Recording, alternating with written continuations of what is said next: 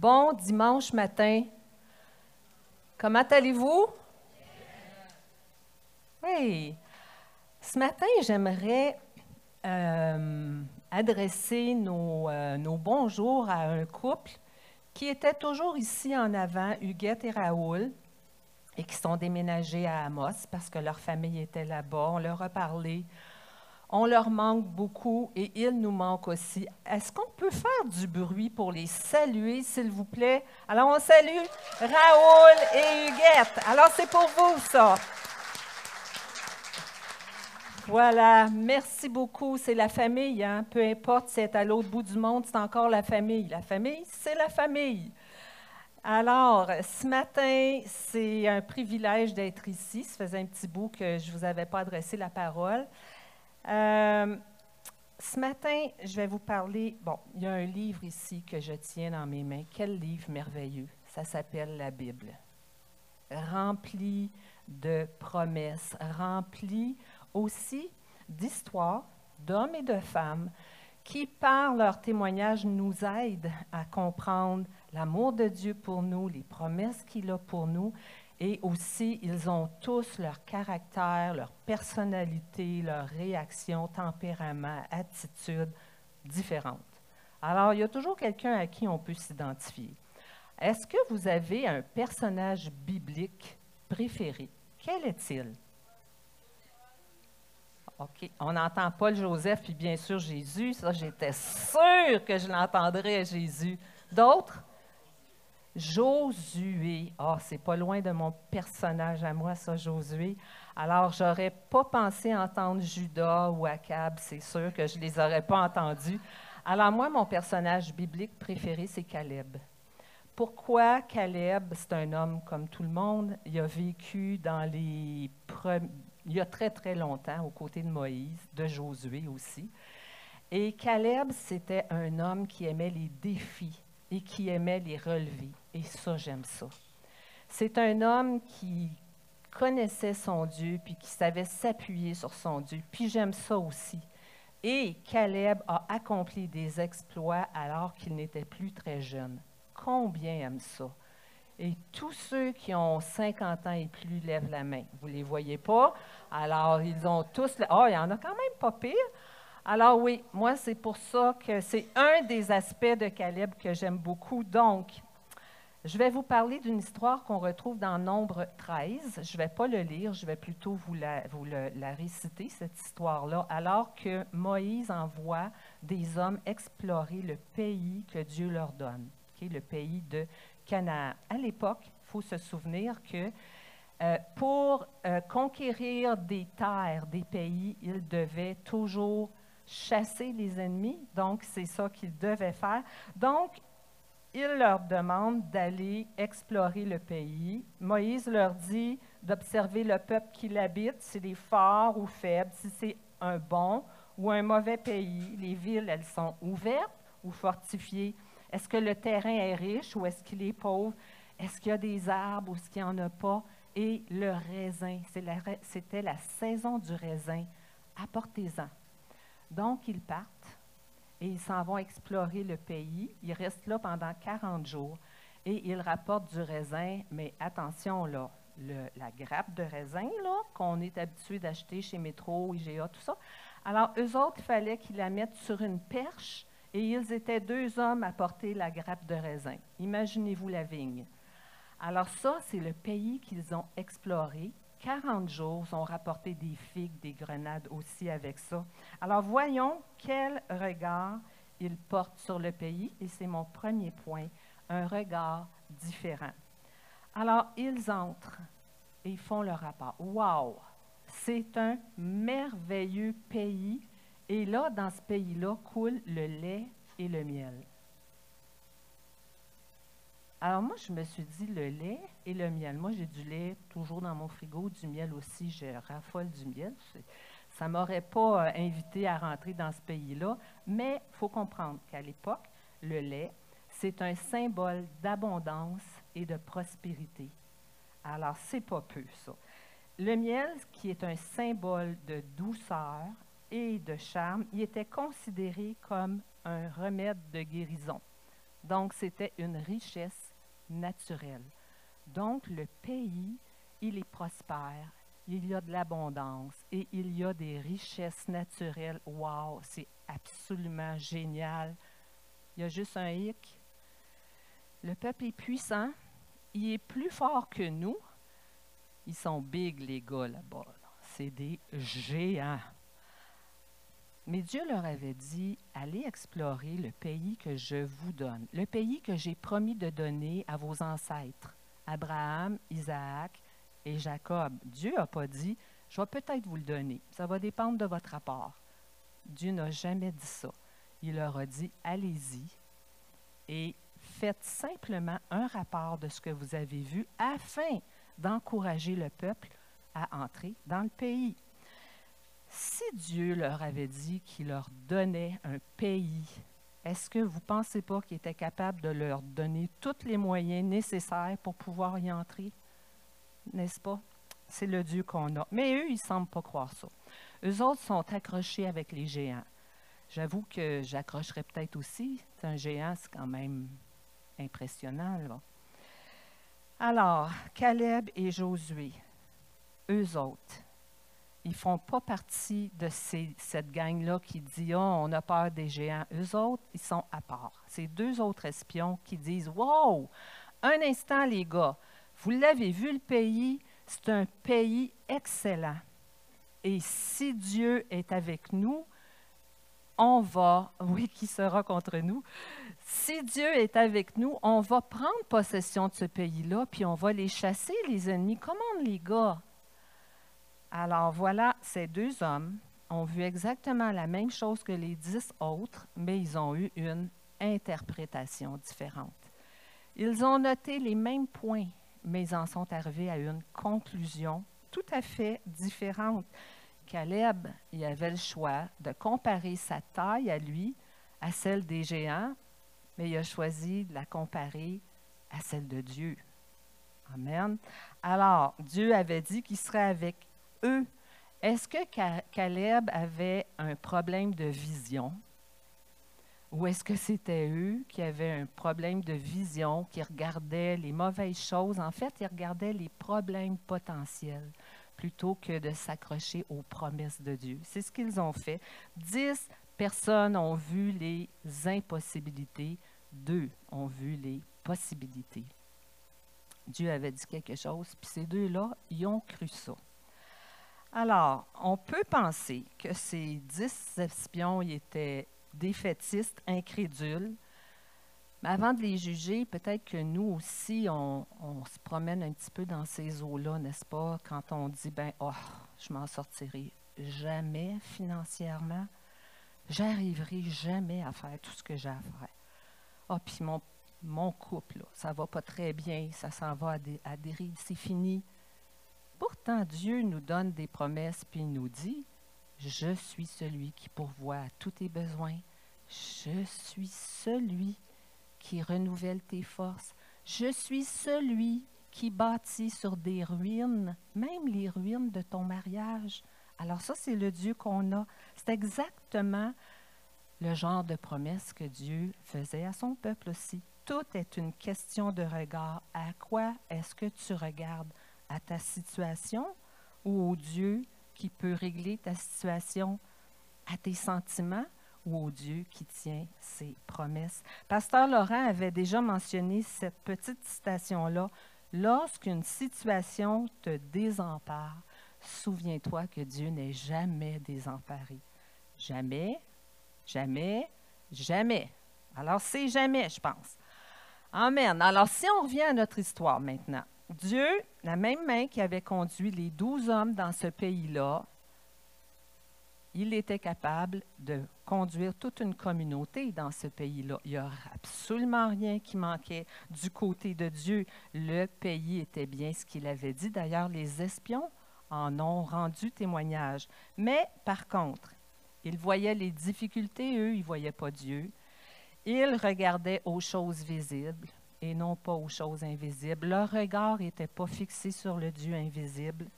Sans doute les villes étaient grandes, mais Dieu était plus grand. Les murailles étaient hautes, mais Dieu était plus haut. Les géants étaient forts, mais Dieu était plus fort. Quand mes enfants étaient petits, je leur chantais cette chanson-là. Mon Dieu est plus grand, plus fort et plus puissant, rien n'est impossible à mon Dieu. Vous vous en souvenez? Alors voilà, oui, ça me donne votre âge, ça.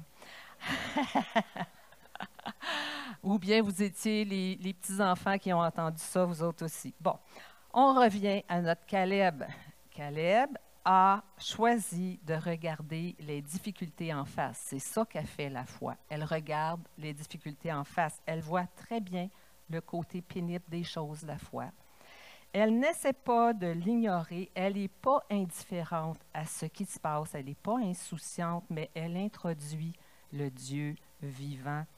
La foi regarde à lui, s'appuie sur lui, tout pour elle. Elle découle de lui. C'est là que se trouve le grand secret de sa puissance.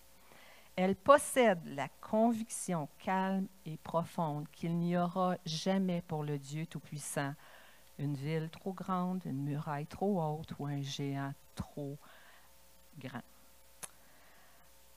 Vous savez comment ils se voyaient, ces 10 espions-là? Hein? Nous sommes à nos yeux et à leurs yeux comme des sauterelles. C'est pas drôle de se voir comme une sauterelle. Moi, quand j'étais jeune puis que j'allais à l'école, il y a quelques années à peine, on m'appelait la grande sauterelle. Ça, c'était mon nom à l'école. Et que j'aimais pas ça.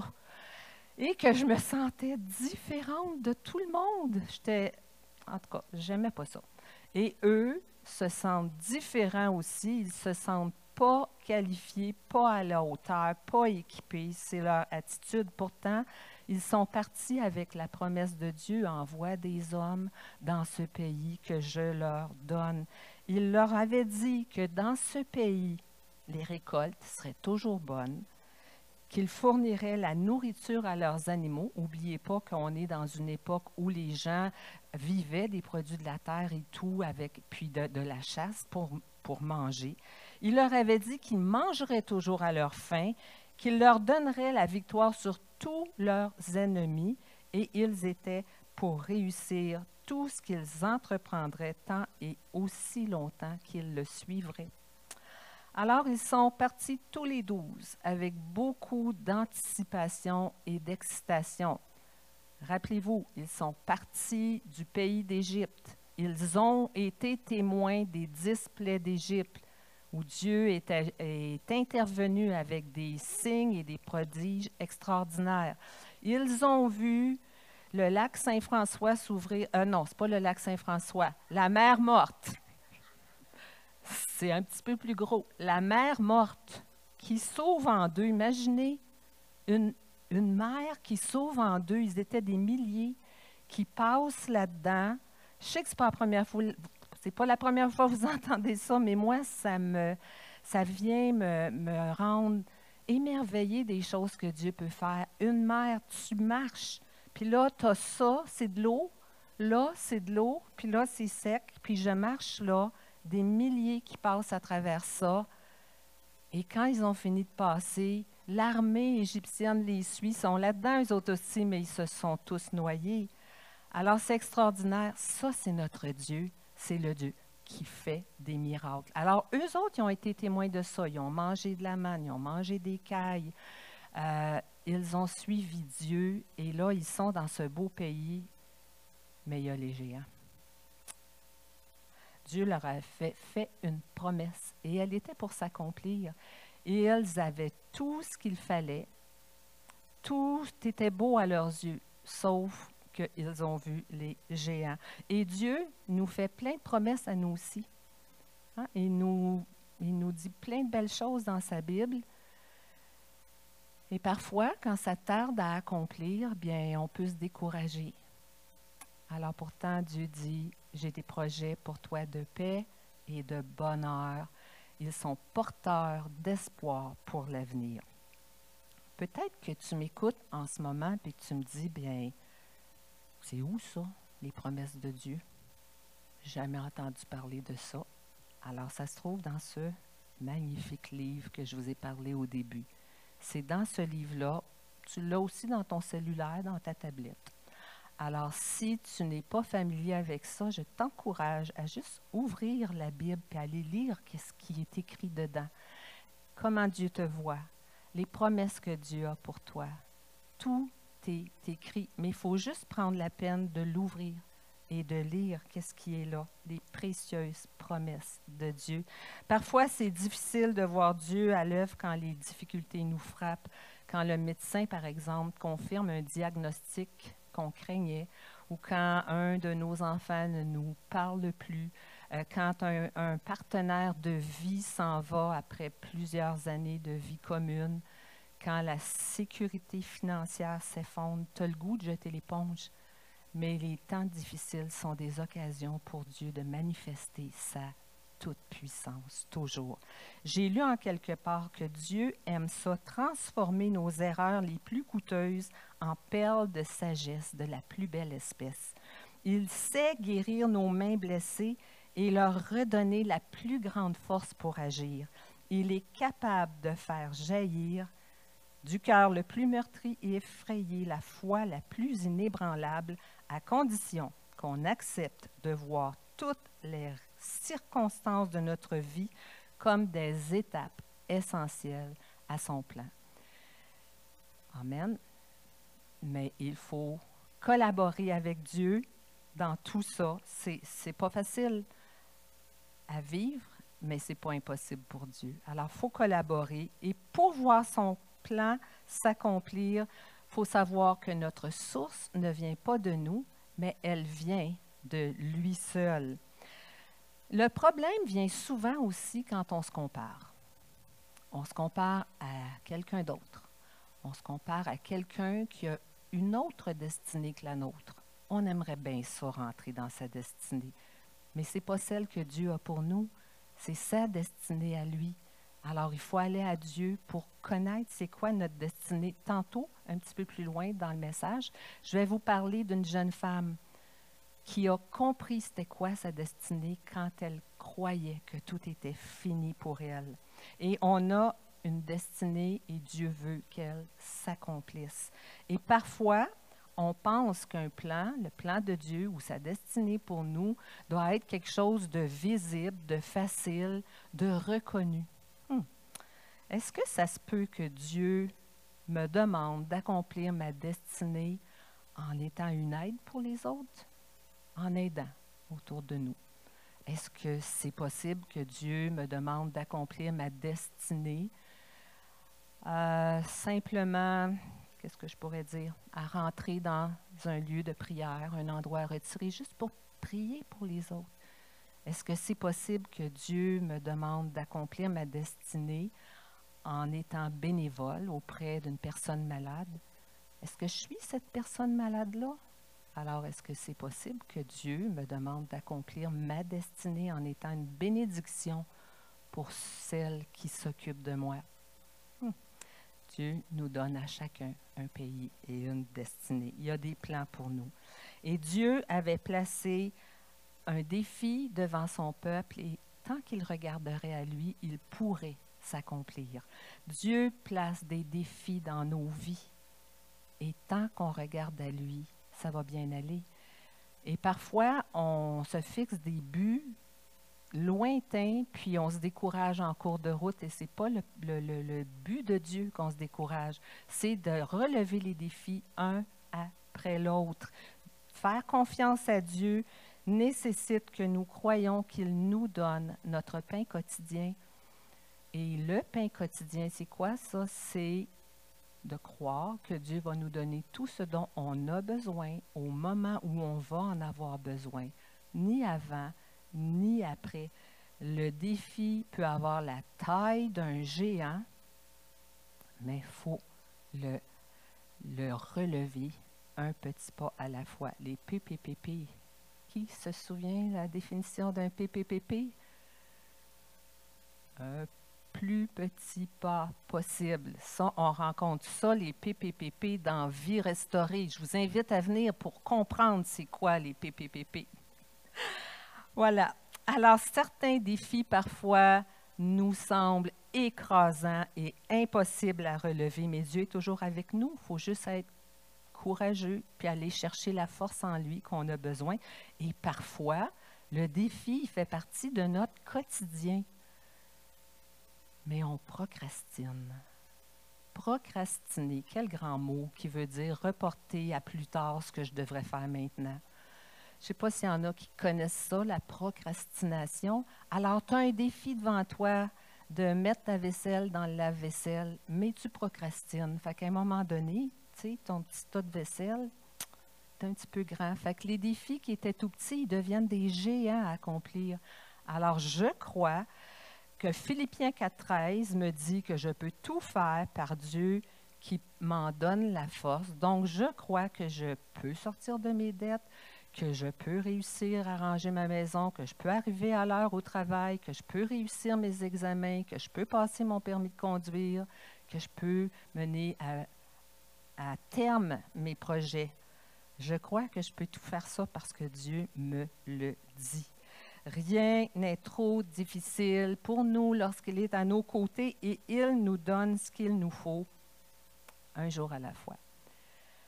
Et l'Église CCH, elle est remplie de défis. Je ne sais pas si vous le saviez, mais elle est remplie de défis. Peut-être que tu aimerais peut-être ça, faire quelque chose dans l'Église, mais tu as peur de ne pas être à la hauteur. Tu aimerais peut-être ça, être à l'éducation chrétienne, mais tu as peur de ne pas savoir quoi faire. Tu aimerais peut-être ça, être à l'équipe People, à l'accueil. Tu as peur de ne pas savoir quoi dire. Tu aimerais peut-être ça, participer au montage et au démontage de tout ça. Ça n'apparaît pas ici par hasard, ça. Ça prend une équipe, hein, Candy? Alors peut-être tu aimerais ça, mais tu as peur d'être fatigué. Alors je veux juste te dire que Dieu va te donner tout ce dont tu as besoin au moment où tu en as besoin pour faire ce qu'il place sur ton cœur. Amen. Alors, Candy, tu devrais avoir des noms après l'Assemblée. OK. Alors, qu'est-ce qui fait que Caleb avait un regard différent sur les choses? C'est qu'il avait, ce qui m'amène à mon deuxième point, un cœur différent. Son cœur était différent. Après avoir fait leur rapport, les 10 espions se lamentent avec toute la communauté. Mais pourquoi? Pourquoi? Est-ce que les mamans, ça vous fait penser à quelque chose? Ah, le 2 ans. Pourquoi il faut faire ça? Ah, mais pourquoi? Donc, eux autres sont rendus à 2 ans là, dans leur peur. Ils ont peur. Pourquoi qu'on n'est pas mort en Égypte? Pourquoi qu'on n'est pas mort dans le désert? Pourquoi Dieu il nous amène là, à Canaan? On va y mourir en combattant, on va perdre nos femmes, nos enfants. On est bien mieux de revenir en Égypte. Alors pourquoi? Mais Caleb et Josué ont un tout autre discours. Si on y va dans Nombre 14, versets 7 à 9, qu'on va voir à l'écran, ça nous dit « Le pays que nous avons exploré est un excellent pays qui ruisselle de lait et de miel. Si le Seigneur nous est favorable, il nous conduira dans ce pays et nous le donnera. Seulement, ne vous révoltez pas contre le Seigneur et n'ayez pas peur des habitants de ces pays. Nous n'en ferons qu'une bouchée. En effet, leurs dieux protecteurs les ont abandonnés, tandis que le Seigneur est avec nous. Ne les craignez donc pas. » Alors, toute la communauté dit « Let's go les gars, on va suivre Caleb et Josué, on va leur faire la peau. » Non, mais non, non, c'est pas ça qui est arrivé. Ils ont parlé de leur lancer des pierres et de les tuer. Oh boy! Lorsque les émotions nous envahissent ou envahissent quelqu'un, c'est difficile de lui faire entendre raison. Hein? C'était quoi l'émotion qui dominait ici? Oui, c'était la peur. Oh là là! Et la peur, c'est communicatif. Au début, il y en avait 10 qui avaient peur. Là, il y avait une communauté entière, des tribus qui parlaient de les tuer. Quand je reçois des mauvaises nouvelles, la peur peut m'envahir. C'est normal, c'est une émotion, la peur, elle fait partie de nous.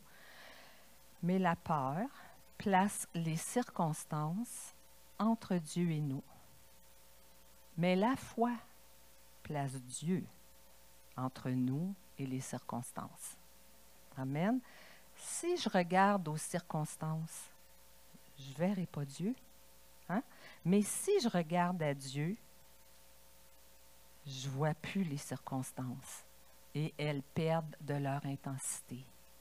Alors, c'est important là où tu regardes. Nos émotions cherchent régulièrement à prendre la première place. Le courage démontré par Caleb, ce n'est pas l'absence de peur, mais c'est le fait d'aller de l'avant malgré la peur. Je crois sincèrement qu'il a expérimenté la peur devant ces géants, comme tous les autres. Ce sont des êtres humains, mais il n'a pas laissé la peur le contrôler, ni Josué d'ailleurs. Il avait placé dans son cœur les promesses de Dieu. La peur, elle conduit à l'anxiété, aux angoisses et ultimement à la panique. Et la peur, c'est une grande émotion. À côté de la peine, de la joie, et les émotions, elles sont tellement importantes. C'est important qu'on les considère, qu'on les accueille. Elles nous disent quelque chose, comme la peur peut nous dire qu'il y a un danger. Mais la plupart du temps, ce n'est pas le cas. Cette émotion-là doit m'amener à me réfugier en Dieu. Et Ésaïe 35, qu'on connaît très bien, nous dit, c'est dans le calme et la confiance que sera votre force. Tout le monde l'a dit, donc on la connaît. Alors, gardez-la dans votre cœur quand vous avez des émotions qui sont envahissantes. C'est dans le calme et la confiance que sera ma force. Et c'est dans la présence de Dieu qu'on la trouve. C'est là qu'il se révèle à nous, puis qui vient calmer nos émotions. J'ai lu en quelque part que ma bouche est comme un stylo et mon cœur comme un cahier. OK, ça c'est ce que j'ai lu. Lorsqu'on répète sans cesse une même chose, elle se fixe en nous. Elle vient faire partie de nous, elle est indissociable de nous. Donc, si je répète sans cesse que j'ai peur, c'est indissociable de moi. C'est à ça qu'on va m'associer. Mais si je répète sans cesse, c'est dans le calme et la confiance que sera ma force. Dieu est là, Dieu est à mes côtés. Alors, ça sera indissociable de moi et je vais agir en conséquence de ce que je vais dire. Alors, qu'est-ce que vous voulez écrire avec le stylo de votre bouche sur la tablette de votre cœur, le cahier de votre cœur?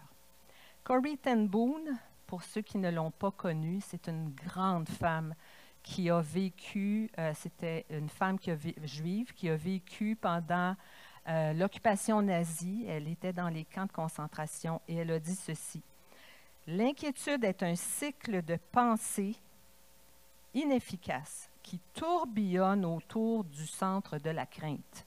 L'inquiétude ne vide pas le lendemain de son chagrin, elle vide aujourd'hui de sa force. C'est ce que fait l'inquiétude. Et j'ai souvent des peurs auxquelles je dois faire face. Quand j'étais plus jeune, j'avais peur que mes enfants ne réussissent pas dans la vie.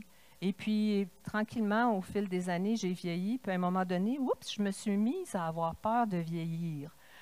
Peur d'être malade, peur d'être un fardeau, peur d'être dépendante des autres. Puis après quelques jours de misère et d'anxiété, je me suis dit, wow, ça va faire. Il y a des promesses dans la parole de Dieu.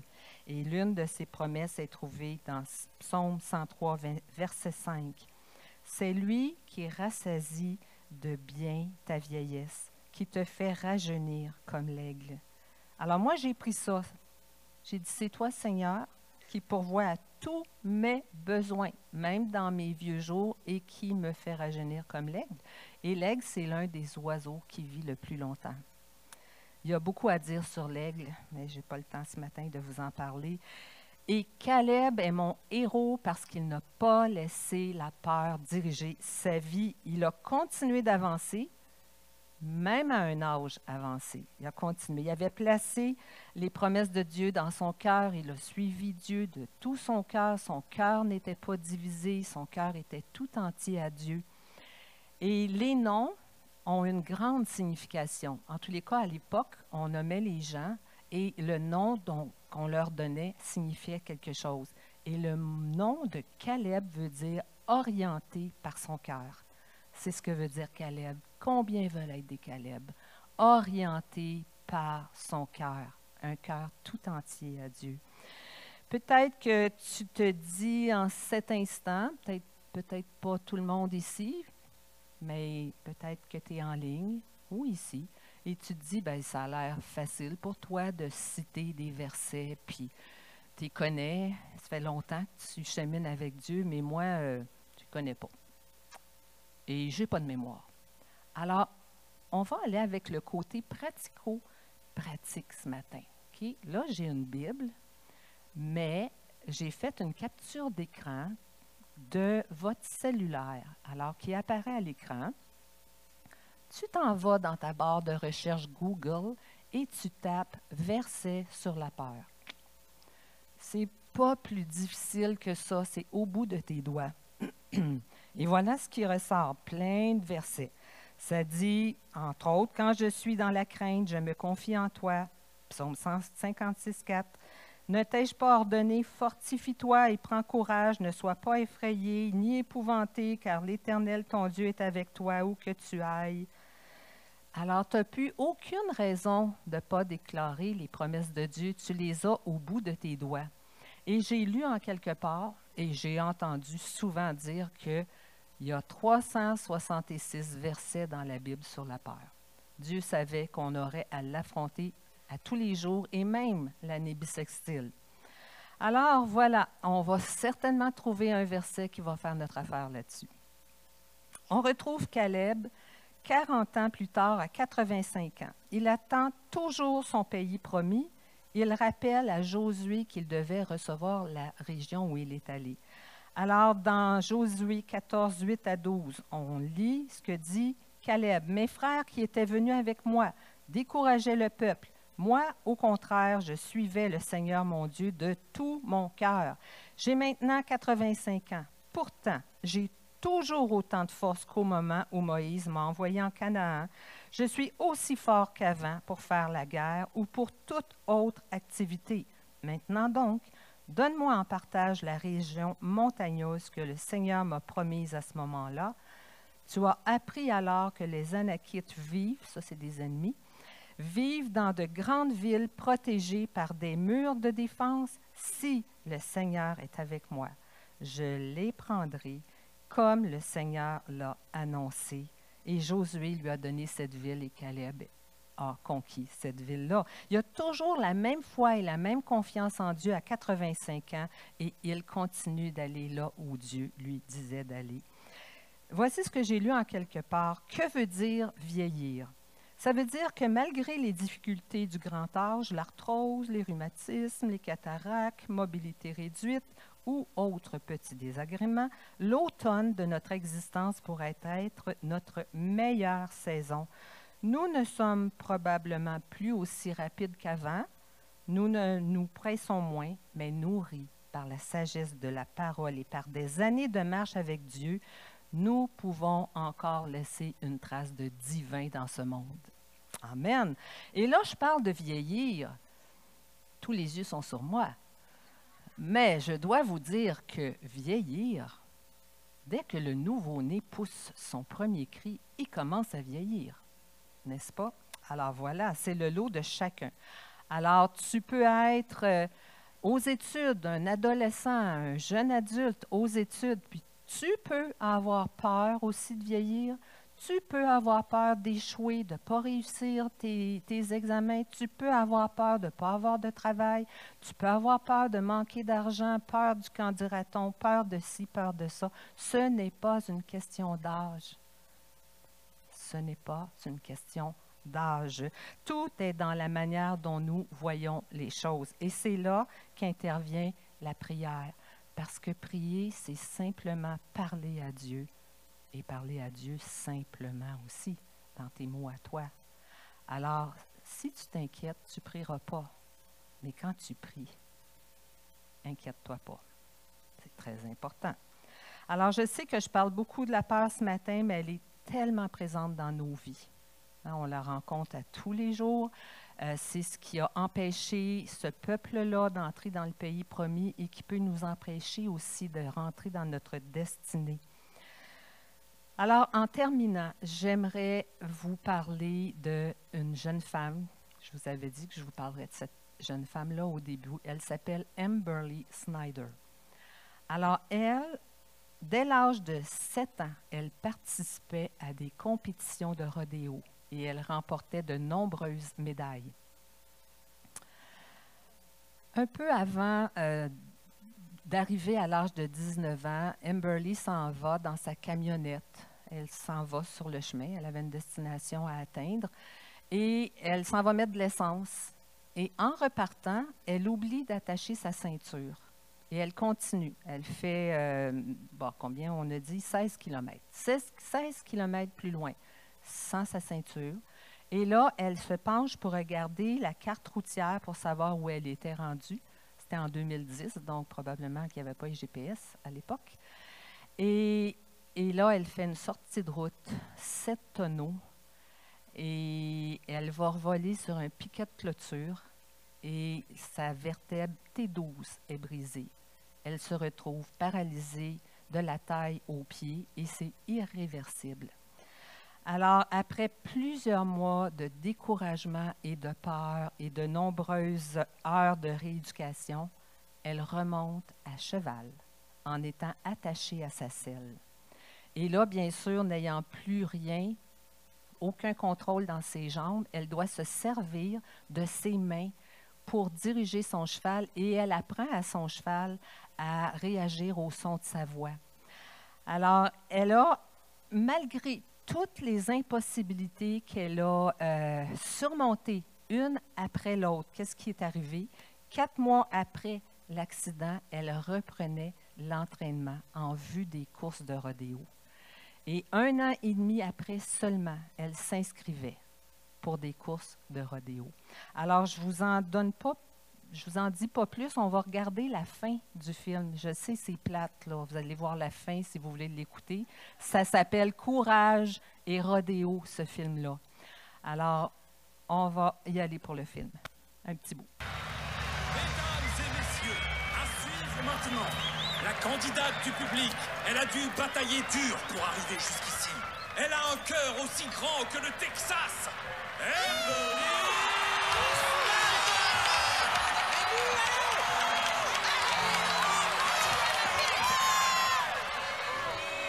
Power, toi et moi.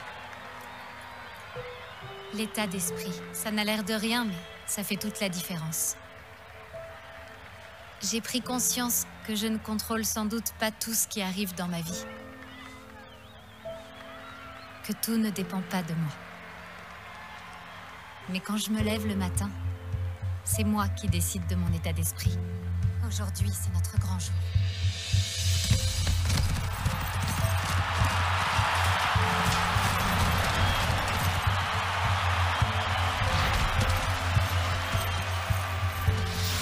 Et comme c'est sûrement la seule décision qu'il m'est donné de prendre,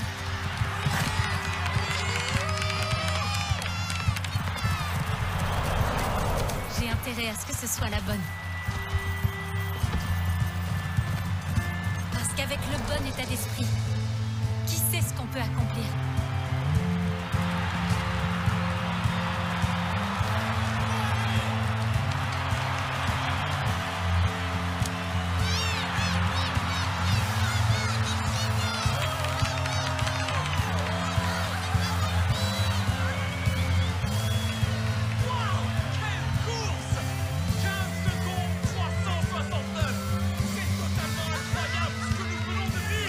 Extraordinaire! Voilà qui propulse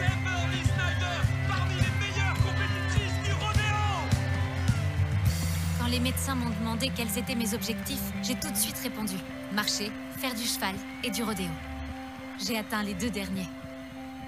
Mais pour le premier, un jour peut-être. Son virage autour du 2e baril est très serré, c'est parfait. Elle négocie parfaitement le 3e baril. Et voilà Amberly Snyder qui entre dans le top 20 avec un chrono de 15 secondes 369. Là, on est dans la cour des grands. On est dans la cour des pros. Elle fait lever le public. C'est une standing ovation dans tout le stade. Je vais demander aux musiciens de venir me rejoindre, s'il vous plaît. Voici ce qu'elle mentionne en quelque part dans le film. La vie nous donne 3 possibilités. Abandonner d'emblée, la première, comme l'ont fait les 10 espions. Se laisser porter, deuxièmement, comme toutes les tribus qui ont suivi les 10 espions et se sont lamentés, ne sont jamais rentrés dans le pays promis. Et troisièmement, y aller à fond, comme Caleb qui a trouvé le courage en Dieu d'y aller à fond et Josué et d'aller jusqu'au bout. Lui et Josué, les 2 espions confiants, sont entrés dans le pays promis. Et pour moi, y aller à fond, c'est que lorsque je suis envahie par mes émotions, comme la peur par exemple, ben j'ai peur. C'est normal, je l'accueille. L'émotion, elle est là. Alors j'ai peur. Mais j'ai un choix à faire et je décide de ne pas me laisser contrôler par cette peur-là et qu'elle ne prenne pas racine en moi. Donc, j'ai placé des promesses de paix, des promesses de victoire dans mon cœur et c'est là que je vais chercher à chaque fois et je retrouve ma paix. Amberly Snyder mentionne dans le film « L'état d'esprit, ça a l'air de rien, mais ça fait toute la différence. » Elle a dit « J'ai pris conscience que je ne contrôle sans doute pas tout dans ma vie, que tout ne dépend pas de moi, mais quand je me lève le matin, c'est moi qui décide de mon état d'esprit. » Dans le film, on l'a entendu dire « Avec le bon état d'esprit, qui sait ce qu'on peut accomplir? » Et ce bon état d'esprit-là, Caleb et Josué l'avaient. 2 Timothée 1,7 nous en parle de cet état d'esprit-là. Car ce n'est pas un esprit de timidité, de peur, de lâcheté ou de défaitisme que Dieu nous a donné, mais un esprit de courage, d'amour et d'enthousiasme. C'est un esprit actif et aimant qui nous donne un jugement sain et une parfaite maîtrise de nous-mêmes. Et la parfaite maîtrise de moi m'amène à ne pas me laisser diriger par mes émotions, mais à me laisser diriger par l'Esprit Saint qui vit en moi. Et c'est Dieu qui rend ça possible. À qui est-ce que je vais faire confiance? Dieu me dit qu'avec lui, j'ai tout ce qu'il me faut. Mes peurs me disent que je vais manquer de quelque chose. Dieu me dit qu'il marche à mes côtés. Mes peurs me disent que je ne suis pas à la hauteur et que je suis sans valeur.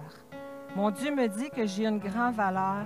Mes peurs me disent que je ne suis pas digne d'être aimé. Dieu me dit qu'il m'aime d'un amour éternel. Dieu t'aime d'un amour éternel. Tu as une grande valeur à ses yeux, une grande valeur à ses yeux. Dieu a dit à Caleb, je te donne un pays, tu auras de bonnes récoltes. Tes animaux auront de la nourriture, tu mangeras toujours à ta faim. Tu réussiras dans tout ce que tu entreprendras, tu vaincras tes ennemis. Et Dieu me dit à moi aussi, à toi aussi, je te donne un pays, une destinée. Tu devras mettre des limites. Tu vas rencontrer des obstacles, des géants. Tu devras vaincre des ennemis. Tu vas avoir des défis à relever. Parmi tes ennemis, c'est sûr, ce seront tes émotions que tu auras à dominer. Les Israélites devaient continuellement chasser des ennemis pour prendre possession de leur terre. Ils étaient habitués à faire ça. C'était comme ça qu'ils vivaient. Mais leur plus grand ennemi, c'était la peur. C'était elle qui les dominait. Et aujourd'hui, c'est la même chose.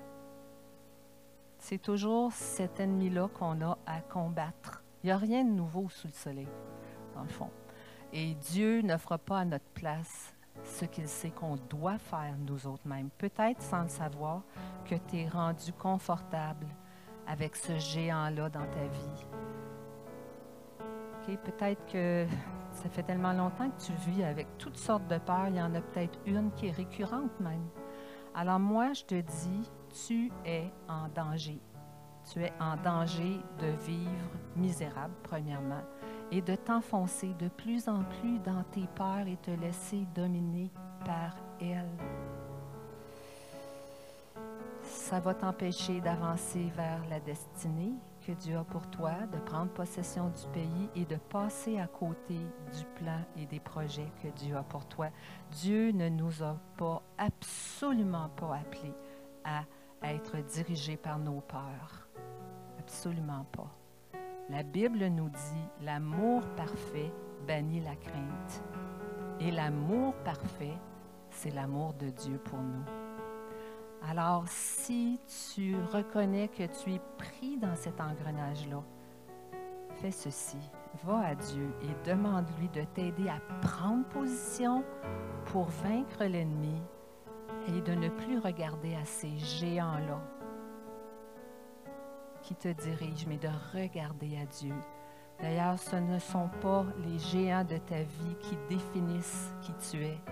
C'est l'amour de Dieu qui définit qui tu es, n'est-ce pas? Alors Dieu te dit, me dit, je te donne un pays, une destinée. C'est à toi de choisir comment tu vas y entrer. J'ai des plans et des projets pour toi. À toi de choisir à qui tu vas faire confiance pour les accueillir, les accomplir. Alors, je vais juste vous demander de fermer les yeux. On va prier. Seigneur, quel grand Dieu tu es. Quel Dieu bon, miséricordieux et plein d'amour pour nous. Seigneur, tu as des plans parfaits pour nous. Tu as des projets pour nous.